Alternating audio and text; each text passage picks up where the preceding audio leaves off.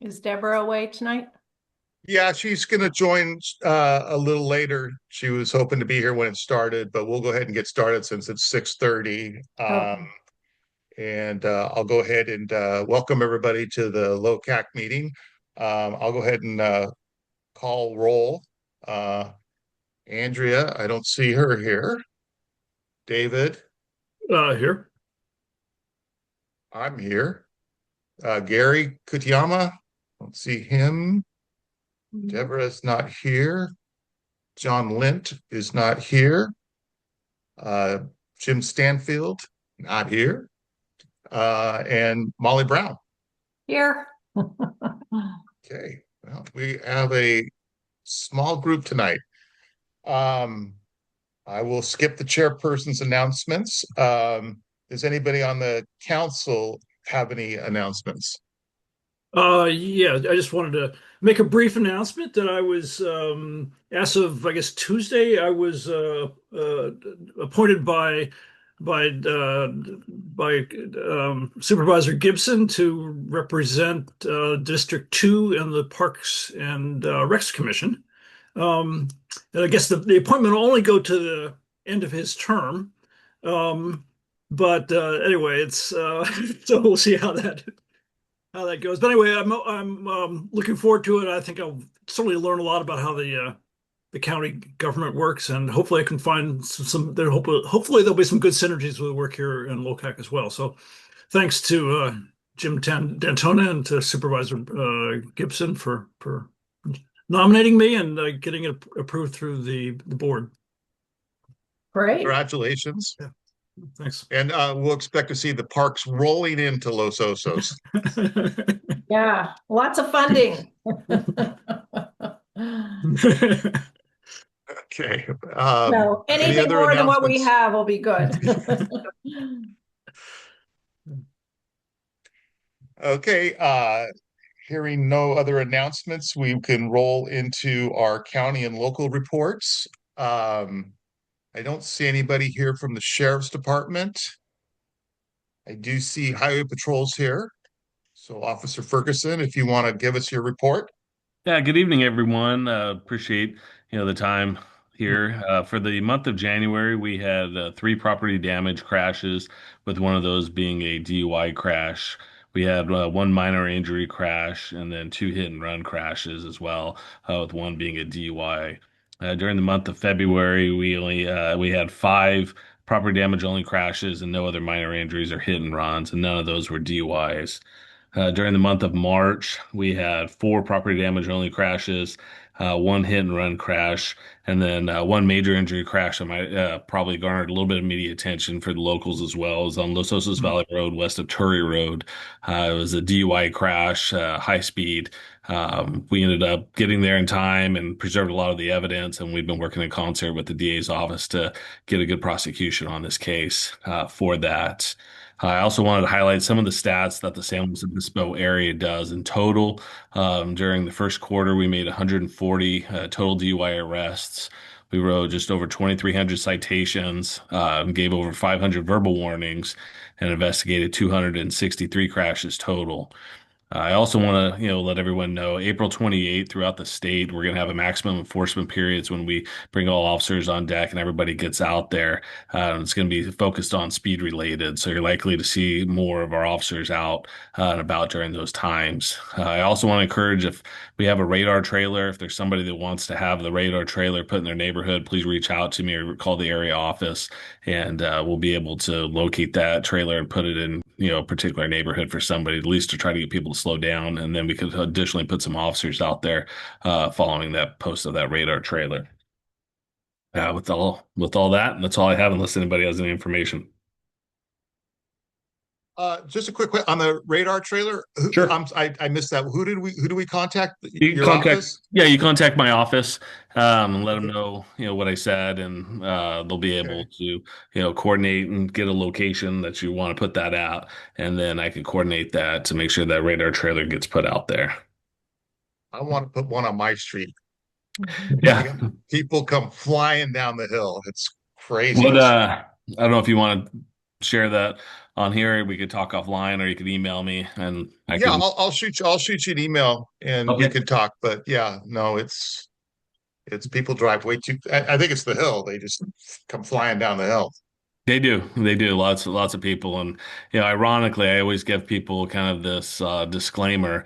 We'll put that radar trailer out there and then remove it and then put some officers there, and we'd catch a lot of locals. And a lot of people are saying, no, that was, we want that trailer there. We weren't expecting, to get cited for it. So I always put that disclaimer out there that we'll put it out there, and then, send some of our officers and our motors out there as well. So. It's a good resource that we have and a good tool. Great. Was that an unusually high number of DUIs over the last few months, or is that pretty much a typical pattern? It's a typical pattern. And just to let you know, that's for entire San Luis Obispo, our area. We cover from the 166 to the 58. So that's it's standard.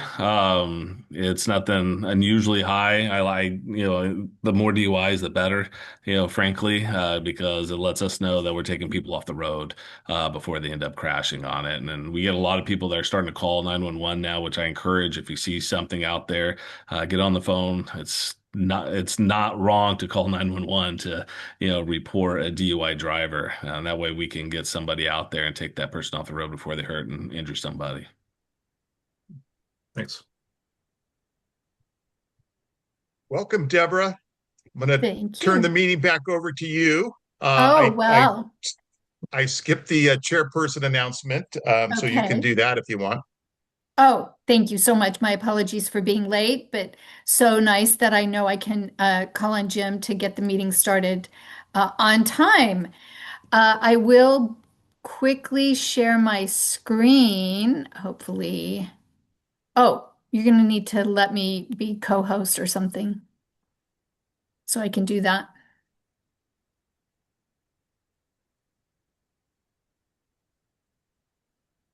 There you go. Okay, let's see. See if my thing is up here. Oh, I'm going to send you a request. Got it. Okay, here we go. Just real quick, click on this. So most of you know we have a big event coming up on Saturday. I'm going to make this a little bit bigger if I can. There we go. And the uh, party starts at 2 o'clock. 2 to 3 is the town hall in the multipurpose room at Sunnyside School. And this is the agenda. The first 10 minutes will be the opening presentation of our host, the Parks for Los Osos, a nonprofit. And then I will be speaking about, oh, my name's misspelled. I'll have to fix that. About our elections and about LOCAC and what we do. And then I'll be followed by the Los Osos Community Service District, updates from the general manager. And then we'll be introducing at 2:30 the two candidates for District 2, Michael Aaron Woody and Jim D'Antona. And then we'll finish up with a little conclusion by Parks for Los Osos. So just wanted to share that with you. At 3 o'clock, we'll go outside. There'll be lots of people there. There'll be live music. We have a bounce house for the kids. We have a reptile table. You can have your picture taken with a reptile if you want. There'll be crafts for kids. Then all the nonprofits are going to be there. Elfin Forest, Cuesta Inlet, the Sunnyside Coalition, the Chamber will be there. Rotary will be there. Kiwanis will be there. Well, you get the idea. A lot of people will be there. You can ask, the CSD will be there. You can ask your questions, and both of the candidates will be there. So you can meet them in person and ask them whatever questions you want. So that I wanted to share with you. And that is my announcement. Okay, so we just had Highway Patrol, correct? Correct. We're on C. Okay, is Mason here? Mason is not here. Okay, well, that's probably because he doesn't have anything to talk about. So we don't need to worry about a report from planning and building. Bruce is not here, but Jim Dantona is here to do his report. So Jim, you want to go ahead? Yeah, well, good evening, everyone. Supervisor apologizes he couldn't be here. He's at another event, but wanted to send a hello to all of you. So I'll just give you an update. David already talked about the first thing we wanted to talk about, which was so excited that David Cheney accepted and is appointed as the Parks and Recs Commissioner for District 2 in the county. His first meeting is tomorrow, and looking forward to great work on the commission. Again, great connection because Los Osos and parks and making sure whatever options we have, as I think Molly you said, anything will be better than current status. So I also wanted to, Supervisor wants to let you know that we're also putting out requests for other commissions where we have openings. So one of them, again, really interesting to Los Osos, is the Water Resource Advisory Committee. They advise the County Board of Supervisor concerning all policy decisions relating to the water resources of the SLO County Flood Control and Water Conservation District, and recommend specific water resource and conservation programs. Again, not necessarily related specific to the CSD, but it's obviously in the area, and what's going on with water could be really interesting. We have another one for the Commission on Aging, providing kind of current information about resources which meet the needs of the senior population, listen to concerns of the senior population, and then kind of recommend and advocate to the Board of Supervisors on behalf of the county senior population on what actions are needed to support the county senior services. And then the other one that we have an opening on is the Commission on the Status of Women and Girls, which work to improve the lives of women and girls in San Luis Obispo County by advocating for kind of equal rights, collaboration with agencies, and programs that support the health, socioeconomic, and professional well-being of women and girls in the county.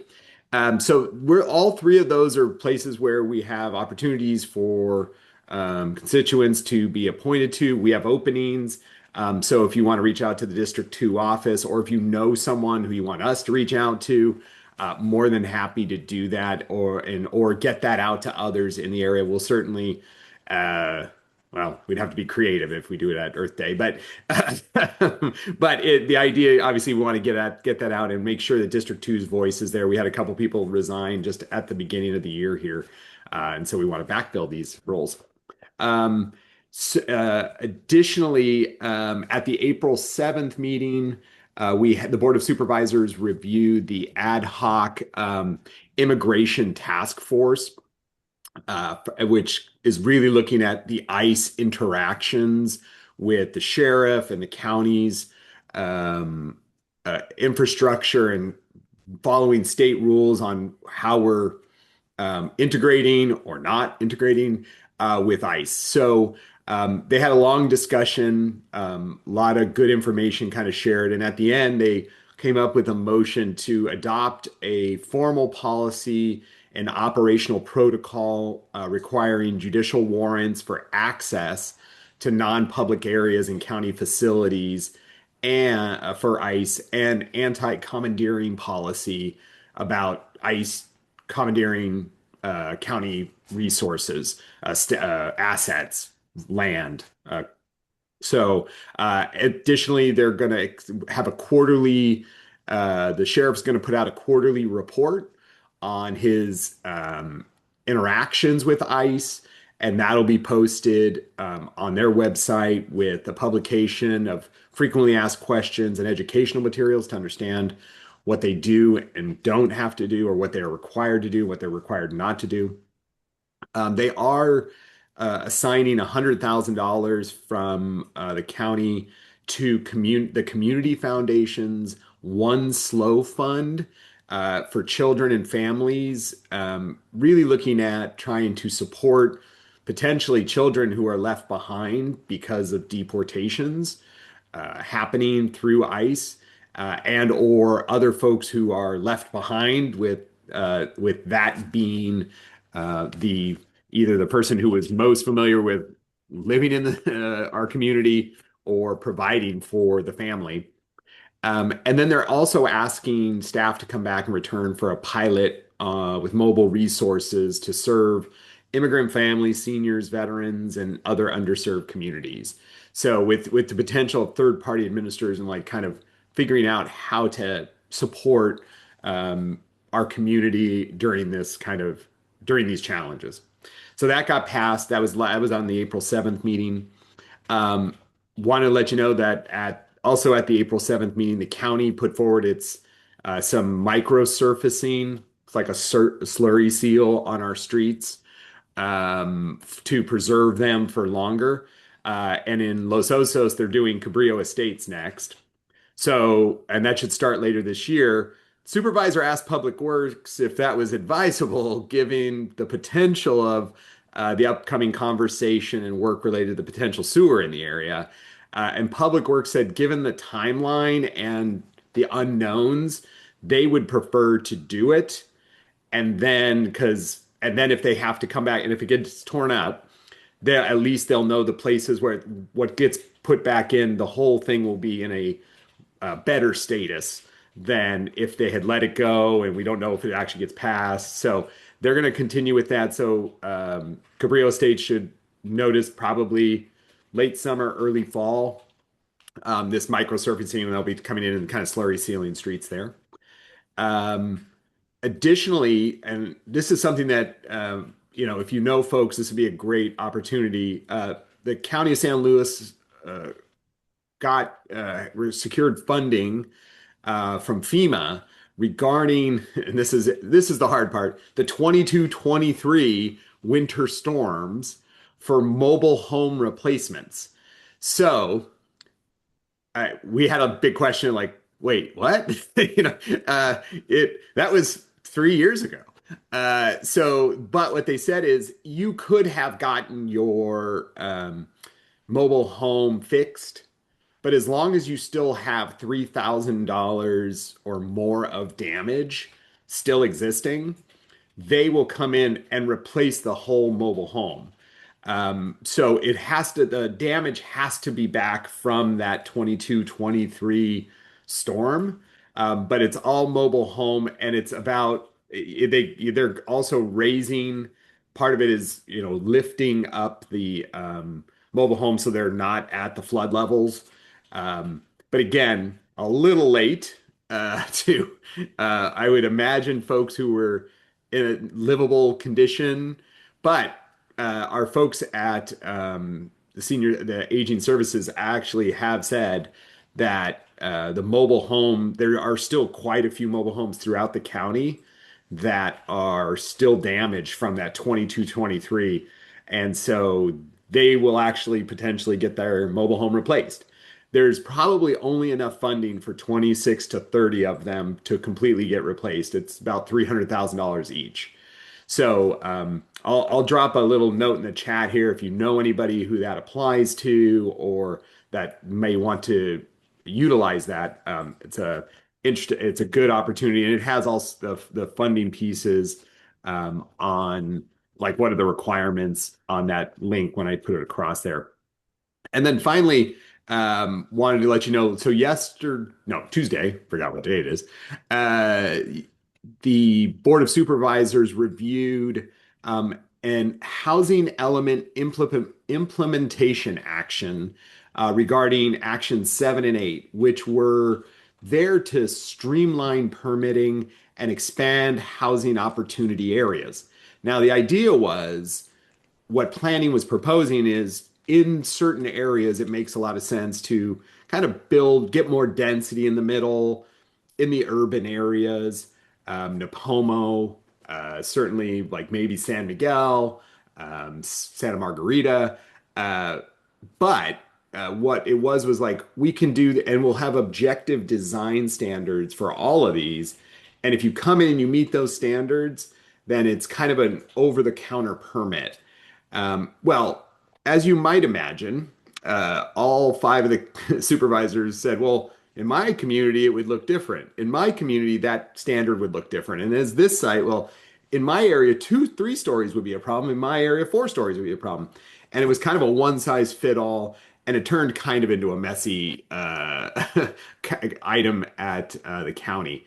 One of the things we clearly noted, and I think the other 4 members acknowledged, is like, this really doesn't affect District 2, mostly because there just aren't those urban centers.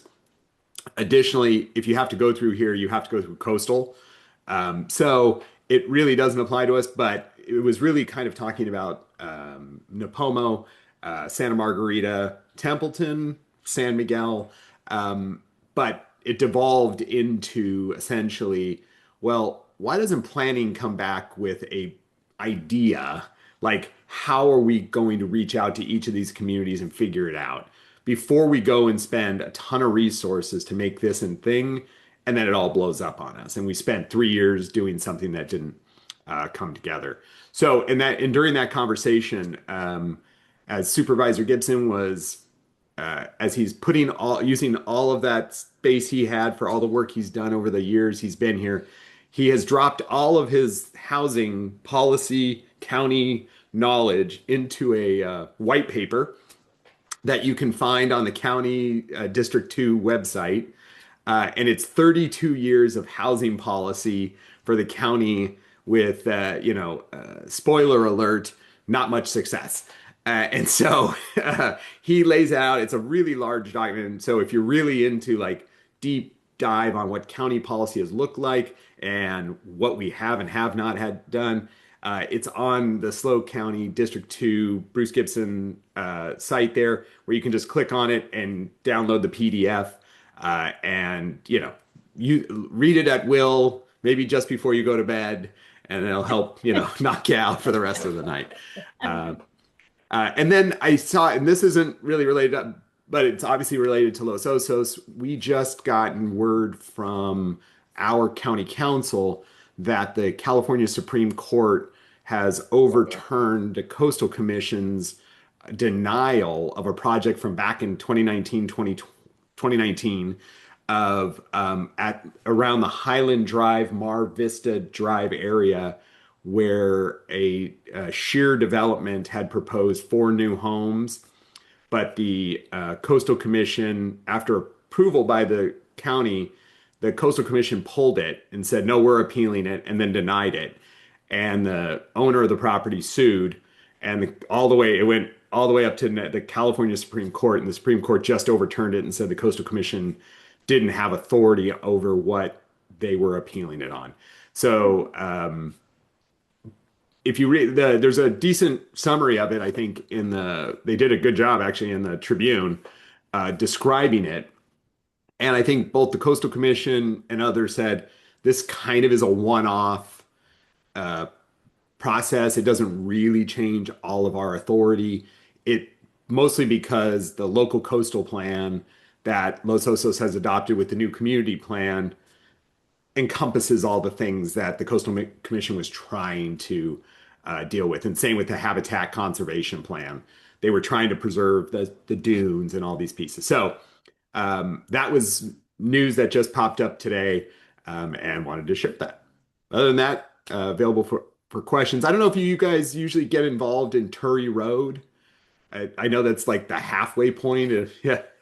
Yeah. Yeah, sometimes we have issues around Turry Road as far as transportation, because it's a very dangerous intersection at South Bay Boulevard. And so, yes, we do talk about Turry Road. Yeah, and so there's there's a gray RV. This is more of a unhoused situation where it used to be, there was a really large problem, not Palisades level problem, but it was beginning to be a problem over by the Chumash Trailhead over there. And that got cleared out, but it looks like we have a new visitor that has hung out there, and now other things are coming around it. So May 19th, the county is adopted or will take a first read at an ordinance to declare no overnight camping on Turry Road there. And then it will be finalized on June 2nd. In the meantime, though, we've been in contact with the sheriff's office and environmental because there seems to be some disposal going into the estuary, which we definitely do not want happening. And then after the county passes that ordinance, uh, then Public Works can go sign it, and then more enforcement can happen if it starts to build up there. So that's coming up. So All Jim, I right. did understand on the Turry Road thing, so it's not covered then under the Los Osos camping ordinance. Correct. Yeah, we thought it could be, and so we went back, dug into it a bit, and then found out that it is separate because of its estuary status and that kind of separate from Morro Bay, separate from Los Osos. So But currently the it's really kind of camping parts. currently camping is legal there as long, but for a certain period of time or what It's camping's never legal like throughout the entire county, but 72 hours is the standard, parking. right? And then yeah, Okay. parking you should move it. But in order to ensure the sheriffs feel more comfortable hitting that up when it's signed, and the Yeah. signs will be as you enter from South Bay and from LOVR. So anybody along that, we won't have to have signs every 100 feet, destroying that kind of beautiful scene. So that, to cover it, and then everybody will feel comfortable that it's the ordinance applies and you've been notified. And isn't the property they're parking on, isn't that state park property? Yep. So and this is where there's like the jurisdictional mess of the estuary, of the turnouts, of where county land is and where state property, yeah, the state parks is what's requiring all of us to like sync all of this up in order to use enforcement. Okay, I have a question and a comment. I'll start with the question on the mobile home park. Are you actually doing outreach to these people to let them know that there is the possibility that they might be able to access this FEMA funding? Yes, so that our team has reached out to all the mobile home park managers and everybody they have like on their list to make sure that the word gets out. Okay. Yeah, and just more of again, from our side here is just letting as many people know as possible because these are one of those things where if I had but known, I would, right? And it happened to be your friend or somebody you know who could have used it. Right. We just really want to spread the word as far and wide as possible. Excellent. Well, I appreciate that very much. And then just a word on Cabrillo, the micro resurfacing. I had questioned that a couple years ago with Public Works about, well, why would you do that if we're going to rip it up for the sewer? And what I was told by Josh Roberts at that time is that, well, that's not a problem because when they tear up the road, they have to put it back as good as it was. So we don't care. We're just gonna, I go, okay. But here's a new little twist for you all, which you probably don't know about. And that is, we have recently had two sinkholes in Cabrillo Estates. The first one, you may or may not be familiar with Cabrillo, but when you come up Travis, there's a street called Crockett Circle, and the first one you come to is Crockett Circle 1, and then the next street you come to is the other end of Crockett Circle. The other end of Crockett Circle, about 3, 4 months ago, opened up a big sinkhole just at the intersection. It was in the Crockett Circle part. They literally had to tear up the whole street at that point and fill it in and repave it. Just on Saturday, a new sinkhole has opened up by the Crockett Circle number 1, but now it's on the Travis location. And I happened to be there when we first discovered this. First, it was like a divot, and then it turned into a hole like this big. And then I want to tell you, I looked down and I could not see the bottom, and I could not see how far it went. And Public Works, I have to call Jeff Lee and say thank you, because those guys were here within 30 minutes. They have barricaded off the area. It's now a one lane at that location. And they were here just yesterday trying to figure out how deep and how far this sinkhole goes because it's scary. So that slurry, I don't know what's happening with our streets right now, but clearly we have some sort of erosion going on beneath the streets, and obviously not a coincidence that it happened at the Crockett Circle, and now it's Crockett Circle, and it's sort of heading down the hill. So stay tuned. Yeah, that's not good news at all. No, it's not good no. news. Yeah. It's really not good news. And obviously we don't know where it's coming from or how far it extends or what other roads or homes might be impacted. Yeah, I mean, it sounds like it's being washed out from underneath from water. That's what it looks like. That's what it Yeah. looks like. And I spoke to Ron Munz this afternoon about it. He hadn't heard about it. Um, so we talked a little bit about, well, where could it be coming from and what would it, so looking at some topography that might give you some clues, but obviously Public Works is well aware of it and hopefully they'll figure it out. I'll connect with Jeff in the morning because like we probably should have given a heads up about that. Yeah, and That's a thank him substantial too. issue. I Yeah. meant to call him myself and say thank you for having your guys here. They were really on it. And just to tell you the concern, we don't have streetlights up here at every location. And if that had opened up at night, literally an entire car could have gone down into that sinkhole. So uh, is not good. No, not at all. It's not good. Not yeah. good. Well, that'll be first thing tomorrow morning, just to make, because again, I want to know, like, yes, we need to take care of that piece, but the bigger picture, what else is happening? Whether there's a pipe that's somebody else's pipe, how water, right, could be running underneath. Do you have runoff that's going underneath there? Yeah. Ron mentioned, it could be that the sewer pipes are deteriorating, and so there's leakage coming out of those, the water runoff where that's drain. channeled. I questioned whether or not we're getting some stream of water coming out of the Broderson leach field because we're kind of in that line where it could be coming from there. And there's a lot of recycled water that's being put in. But these are all just wild guesses at this point. That when you find out, you can tell me. So I won't call Jeff because I don't want to, I know he's busy. And he's especially busy because Tyler English, who was in his department and was our public works guy, has left to go into private. Good for him. But I found out that they're not going to replace him.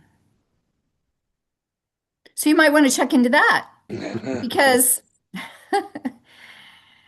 I don't know, Jeff Lee can't do everything. No, he cannot. He tries, but Well, definitely not good. we all try, but Yeah, we all try, but we definitely can't do that. Yeah.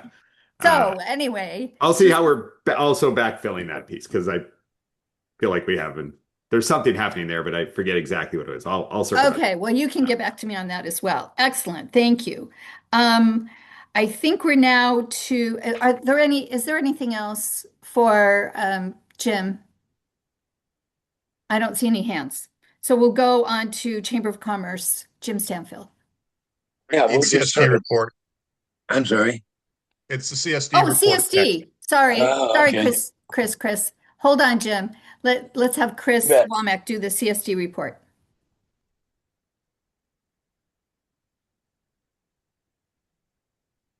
Oh, wait, there it goes. Okay, you're good. All right, so we had an exciting meeting. We were reviewing the CAL FIRE contract and also looking at maybe partnering with Morro Bay for fire services. And it kind of blew up on Nextdoor. And they had some people posting good articles and good information. There's also some misinformation there. But you know, I think the good news, it's always good to have more community participation, and all the people that showed up can then tell their neighbors what's going on. So basically we reviewed 3 proposals. One of them was kind of the current contract. It's like 3 employees at a time plus a reserve firefighter. Because our ideal is to have 4-0 staffing. And the other 2 proposals was for what it would cost to do 4-0 staffing with CAL FIRE and 4-0 staffing with Morro Bay.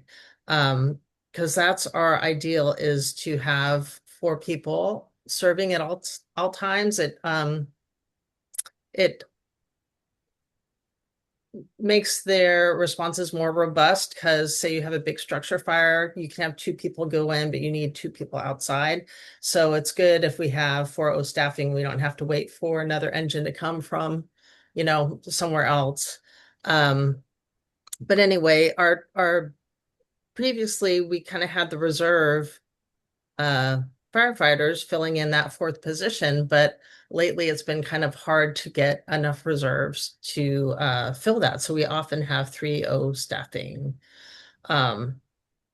Anyway, and the price increases have been kind of stunning in the last couple of years. And so I think Ron put it out to proposal because we need, as the CSD, to do our due diligence and make sure we're getting the best deal for people. So the contracts, the 2 contracts for 4-0 were not exactly apples to apples, but they're pretty similar in price. So that was good news. But we approved the current staffing because we don't quite have the funding for 4-0 staffing. Anyway, I hope I explained that all right. And the other piece I think I can talk about, because there's an agenda on our website, so I guess the news is out, but we have we're hiring a new GM.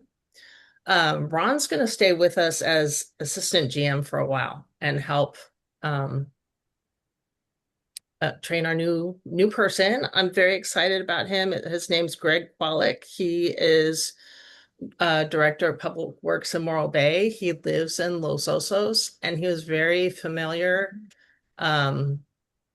with our, what is going on in Los Osos. So that was pretty great. We had really fantastic candidates, which is kind of a great accomplishment for us too, that people want to come work for us. So that was great. And it was, nice to see other people as well. But that's kind of the broad strokes of what we did last month or this month.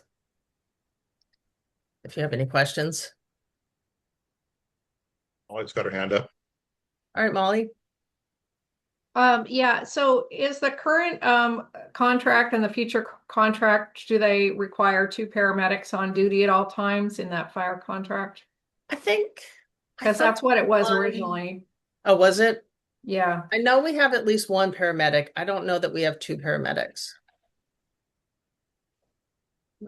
Who should I Ron. contact to find out? Ron? Okay. Yeah.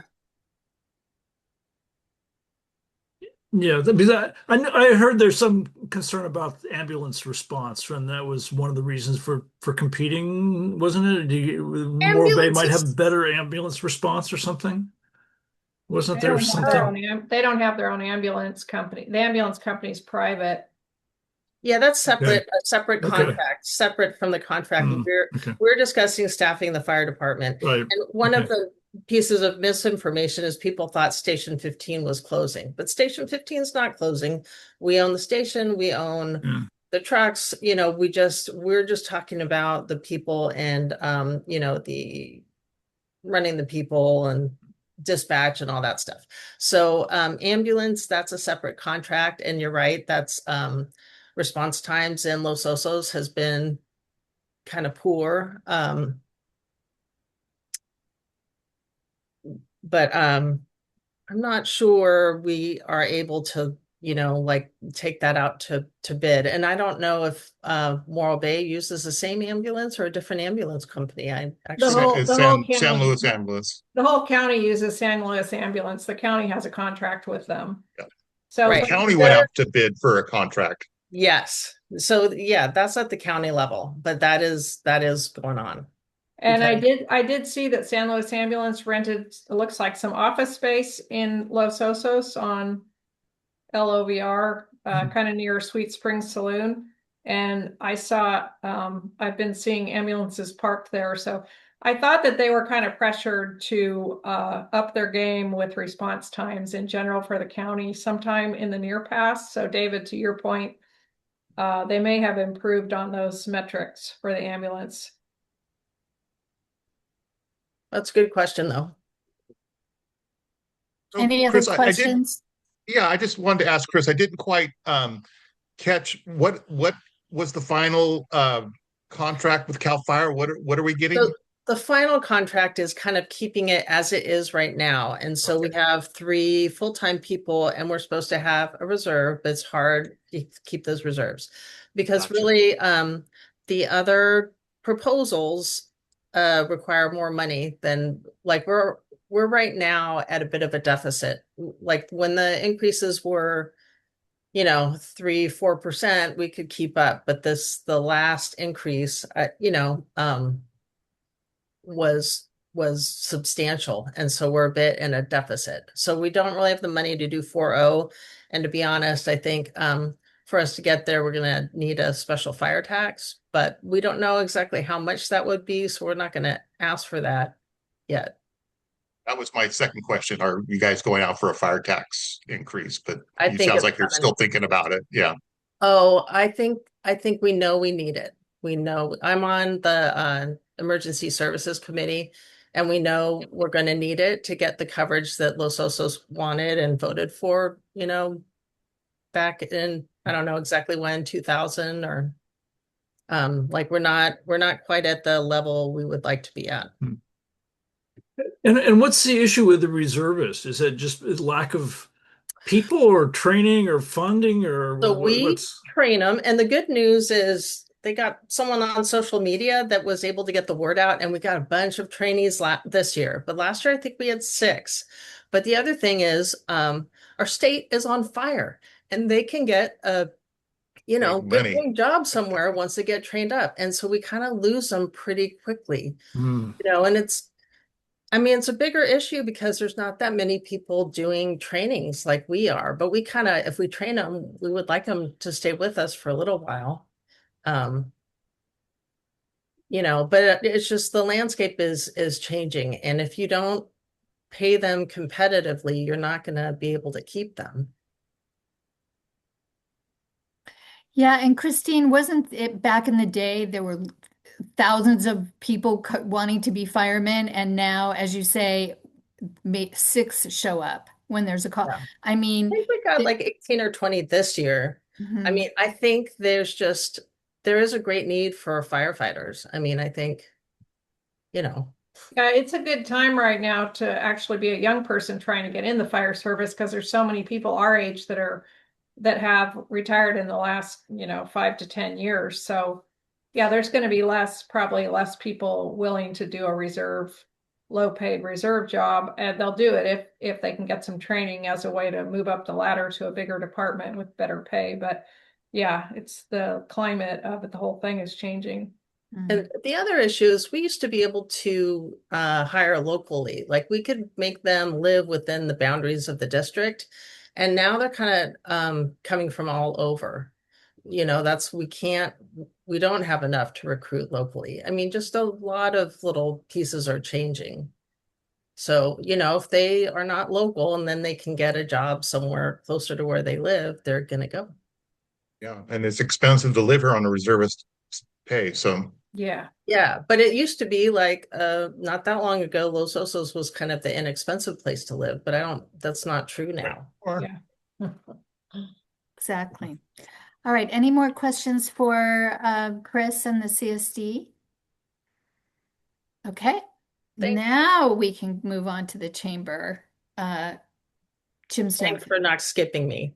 Yeah, well, I apologize. I scribbled all over my agenda and I didn't know where I was. So my apologies. Well, someone spoke up for me, so that was good. Yeah. Thank you.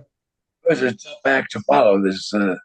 We have so little going on with the chamber, and the CSD is gangbusters. So, anyway, we're getting used to our new offices and very pleased having them Tuesday, Wednesday, and Thursday from 10 to 2 with volunteers. Not much action, but we're there in case people do call or come in. We do have some. There's some action at the last chamber board meeting. We had a request from local artists who are really not brick and mortar stores, but work right out of their home, their artwork. They want to be members of chamber, but it's still kind of pricey for them. So we've come up with a new category, kind of between the individual membership and the nonprofit membership, 75. And we think this may meet a particular need. So we're happy to. If we'd like to involve them more in our Oktoberfest activities, they have a problem with this open art shows kind of thing, and most of their stuff has been sold at that time. To the time Oktoberfest comes around, they don't have a lot of product. It makes sense to take a booth. Anyway, those are evolving things that are happening. All right. Is that it, Jim? Yeah, that's it. Thanks. All right. Great. Good. Thank you very much.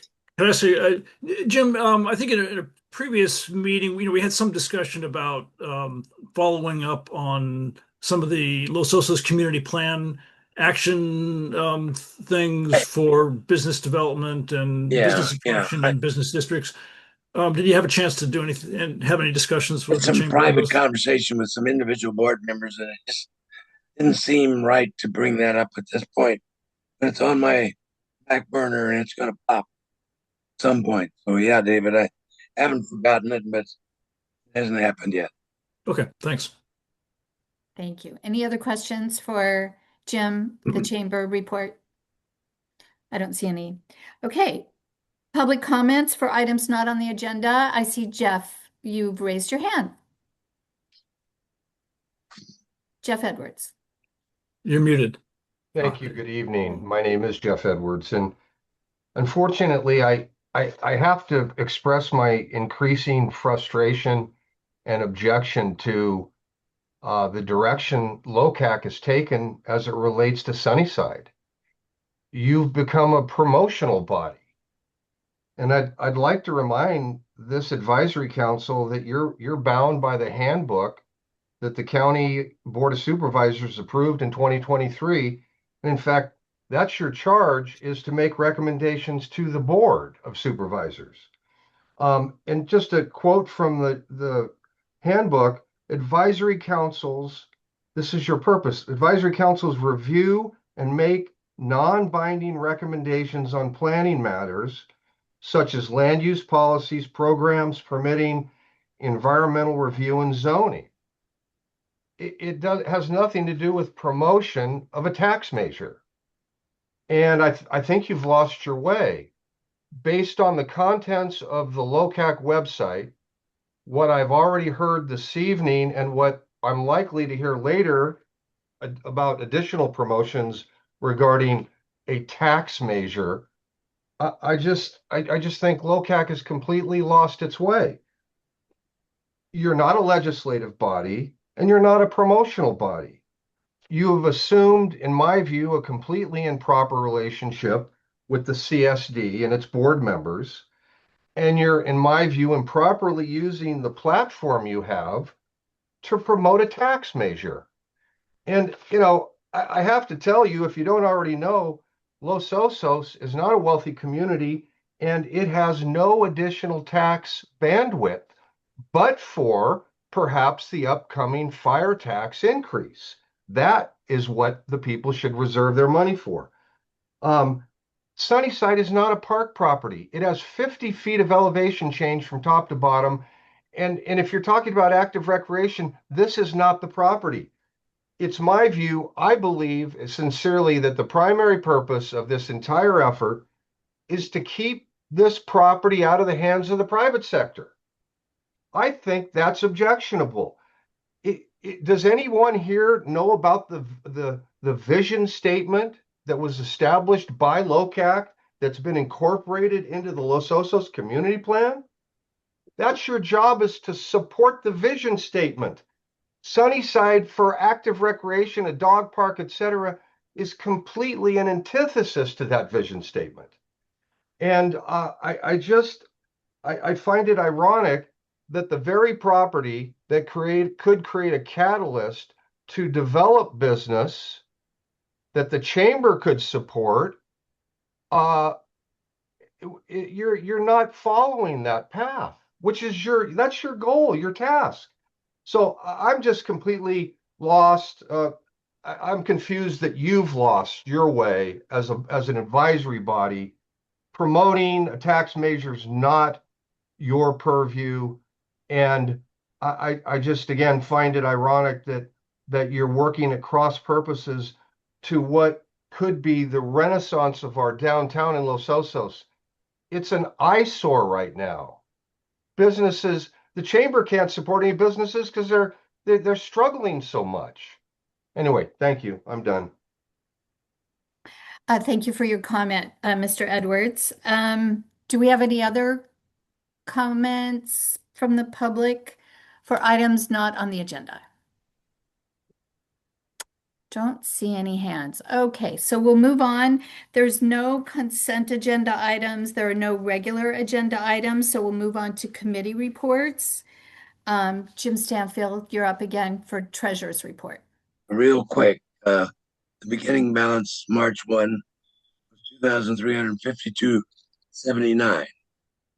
We had expenses as usual, $10 for PayPal. We got a whopping interest of 10 cents. Our ending balance on March 31st, 2,340.89 cents. That's it. Okay, that sounds good. All right, any questions for Jim about the treasurer's report? All right, Jim, Salio, land use? Nothing to report from land use. We didn't meet in April, and it looks like we're not gonna have a meeting in May. As of yet, we have not received any request for permits from planning, so things must be slow in the Los Osos department. So Okay, Rise and Bride. well, enjoy it. Enjoy the break. Yeah.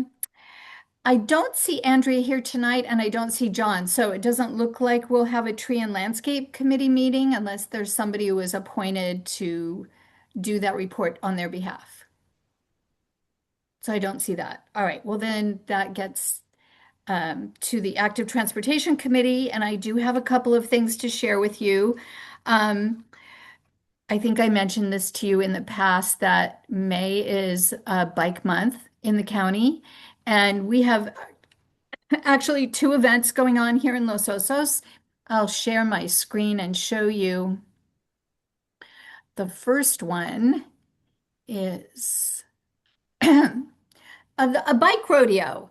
So, a bike rodeo is an educational event put on by the slow bike education. And so we actually are participating in this bike rodeo by sponsoring it. And it will be at Sunnyside. It will be all of the schools. So Los Osos Middle School, Waldorf School, Baywood Elementary, and Monarch Elementary will all come together for one giant bike rodeo on Saturday, May 2nd. There will be bike safety, obstacle courses, helmet fittings, bike repair, safety gear giveaways, and there'll be a group ride from Sunnyside to Sea Pines and back again at 11 o'clock. So that's going to be a fun event. If you know children between the ages of 4 and 14, tell them to come to the event because all are welcome. And obviously, they will be in good hands with all the people there who know what they're doing. Um, and then I have something else to share with you, which I will pull up. This is also in conjunction with the Bike Month. So SlowCog has offered grants for pop-up demonstrations, and we applied, the Transportation Committee applied for a grant. We received a grant to do a pop-up at the intersection of Rodman and Pacho Valley Road. We're doing a crosswalk. It's a temporary crosswalk. It's there for one day only, and that will be on May 6th. We chose May 6th because it happens to be walk and roll to school day, which means they encourage kids to walk or ride their bike to school. There currently, and you probably already know this, is no crosswalk there at this intersection, although it is widely used by pedestrians and also by equestrians as they cross the road over into Montana de Oro. So this is a plan that it's our traffic plan that we had to submit to the county for an encroachment permit. It shows signs telling people there's a new traffic pattern ahead, that there's a pedestrian crosswalk, that you should yield to pedestrians, and that will be on all three parts of the intersection. And there will be people there on that day doing a survey because part of this, the purpose of the pop-up is to collect data about how many people are using this intersection. And so there will be people there in the morning when kids are going to school and also in the afternoon when kids are coming out of school. But the actual pop-up will be there all day from early in the morning until about 6 at night. So be on the lookout for this cool little pop-up. And I wish we could do it for more days than just one, but we're happy to even have it for one day to show people that, yes, this is a dangerous crosswalk and we need a little more safe signage and safe actual lines on this road. This intersection is slated to have a crosswalk based on the corridor plan, which you all know we completed over a year ago, but we need funding. So this actually will help us by demonstrating the need for this, for us to possibly get grant funding to actually put in a crosswalk. And what we're looking for is a crosswalk where you push a button, lights would flash, and you would be able to cross over safely, whether you are walking, riding your bike, or riding a horse. As Jim Salio mentioned, people coming down the hill come really fast. Well, if you're coming out of MDO, you're coming down a hill at this point, and people are coming really fast. And then if you're coming the other way, you're going up a hill, and people are going really fast, usually tourists on their way to MDO. So this is a high traffic, high speed area, and we're looking forward to showing the need for more safety improvements here. Do I have any questions about this or the bike rodeo? We're we're grateful to the county and to SlowCog for giving us these opportunities to highlight education and safety. Recently, the public health did a presentation at the Loams Middle School specifically around e-bikes. Because as you probably know, there's a lot of those teenagers who have e-bikes and they're pretty good at going fast and they don't always know the correct way to ride in the street or to signal turns and so forth. So this was actually their pilot, their first really go at putting together a program to educate kids of that age, and they did it at Loams Middle School. I'm sure we'll be hearing more about programs like that because the e-bike thing is really expanding. And it's not just bikes, but also scooters and things like that. And they're pretty popular here in Los Osos, at least from what I can see. Questions about that? Okay. Well, then let's get on to our business items. We have elections. The elections are going to be held at the multipurpose room on Saturday. The election will open at 2 o'clock, so it will go until 6 o'clock. Jim Salia will be there. Andrea Luker will be there. I will be there. Gary Katayama will be helping. And if you want to vote, which I encourage you all to vote, you need to bring identification, which shows your address so that we make sure you get the proper ballot. There are 4 districts in Los Osos, and you can only vote within your district. And so we need to know where you live. Bring your identification. We have David Cheney, who's running for District 1. We have a new gentleman, Alex Wolnius, in District 3. And then we have 2 people running in District 4, John Lynn and Molly Brown. So I know everybody will appreciate you coming out and voting, even if they're the only person on the ballot. They want to know that they're getting your support. So show your engagement with a LOCAC and come and vote. Jim, do you have anything to add about that?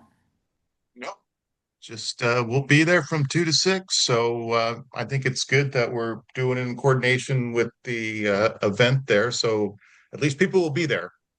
And if they decide to vote, that'll be good. Well, we're going to certainly try to encourage people to vote. There will be signs directing people to where the polling station will be. It will be in the back of the multipurpose room. We hope to get a lot of the people showing up for the town hall to come back and cast a ballot. And unless anybody has something else, I I have think one that's question. okay. Molly, sure. So do the people that are running, do we have to stay away from the polling place aside from voting, or do you have any You rules can't about that? campaign at the polling place. No campaigning. Okay. No wearing Molly Brown hat for district. Okay. Handing Right? out $5 bills, that kind of Yeah. thing. But you can be there. You can be there for the town Yeah. hall and you can be there for the event. And we certainly hope you are there. Okay. Yeah. You're not asking candidates to make presentations or anything. No. That's passed. But we probably will have your candidate statement printed out at the polling booth so people can read what you've written as far as your candidate statement. Wow, I don't even remember what I wrote. It's on the Online. website, right? Yeah. Okay. Yeah. I was mean, good, I know Molly. how I feel in my heart about LOCAC and what our goals are and everything, but I don't remember what I said. It'll be fine. Yeah, it'll be good. It'll be great. Last time we had an election, we had a similar event where we had the rideshare people doing bike safety stuff, and we had presentations by various groups, and I gave out free ice cream as an enticement. So I think this one's going to be just as good. Did you have very many people voting last time? Yeah, I think we had a pretty good turnout last time. It's a lot of work to put on events like this. Yeah. So, yeah, this one's a little bit easier because there's a lot of other stuff going on at the same time. So, and I won't be handing out ice cream, Too bad. but I will be handing out cake. There's going to be Oh, good. free cake Good. because it's Earth Day celebration, and so there's going to be free cake. So come and get your piece of cake. All right, that's it. Unless anybody else has a comment, I would say meeting adjourned. All right. Thank you. Okay, Thank All right. thank you. Thank you, everybody. Bye. Night. Bye. Thanks, Jim.